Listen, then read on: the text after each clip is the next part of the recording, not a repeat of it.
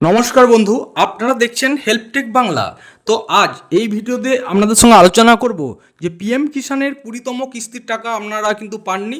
কবে সেই টাকা আসতে চলেছে, আগস্টেই সেই টাকা আসতে চলেছে, তারিখে অবশ্যই আপনাদের সঙ্গে শেয়ার করব। তাছাড়াও শেয়ার করব পিএম কিষাণের রেজিস্ট্রেশন কিভাবে করবেন এবং কারা এই পরবর্তী 20তম কিস্তির টাকা পাবেন, কি করলে টাকা পাবেন না, সমস্ত ডিটেলস আমি এখানে আলোচনা করব। অবশ্যই ভিডিওটি আপনারা শেষ অবধি দেখতে থাকুন। হল আগামী অগস্ট মাসে প্রধানমন্ত্রী কিষাণ সম্মান নিধি যোজনার 20তম কিস্তির টাকা কৃষকদের ব্যাংক অ্যাকাউন্টে ঢুকবে।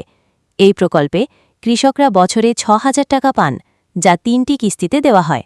দেশজুড়ে কৃষকরা এখন এই কিস্তির অপেক্ষায় আছেন।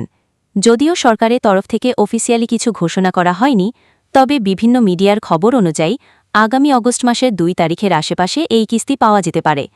তবে যাদের ইকেওয়াইসি সম্পূর্ণ হয়নি বা আধার ও ব্যাংক অ্যাকাউন্ট লিঙ্ক করা নেই, তাদের টাকা আটকে যাবে। যাদের নামে জমি আছে এবং প্রয়োজনীয় কাগজপত্র জমা দিয়েছে, তারাই এই টাকা পাবেন।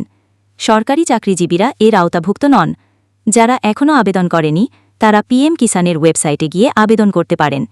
ওয়েবসাইটে গিয়ে নিউ ফার্মার রেজিস্ট্রেশন অপশনে ক্লিক করে প্রয়োজনীয় তথ্য দিয়ে আবেদন করতে পারবেন এবং পরে পিএম কিষাণ যোজনায় আবেদন করার পদ্ধতি।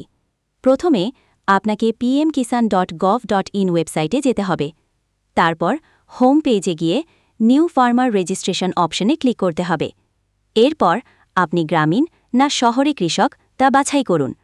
তারপর আধার নম্বর ও মোবাইল নম্বর ইনপুট করুন। এই ক্ষেত্রে আধার নম্বর ও ব্যাংক অ্যাকাউন্ট লিঙ্ক করতে হবে ও ইকেওয়াইসি সম্পূর্ণ করা দরকার। এরপর ক্যাপচা কোড ইনপুট করুন। মোবাইলে আসা ওটিপি বসিয়ে দিন। এরপর জমির দলিল, ব্যাংক পাসবুক ইত্যাদি যাবতীয় ডকুমেন্ট আপলোড করুন। এরপর ফর্ম সাবমিট করে দিন। ফর্ম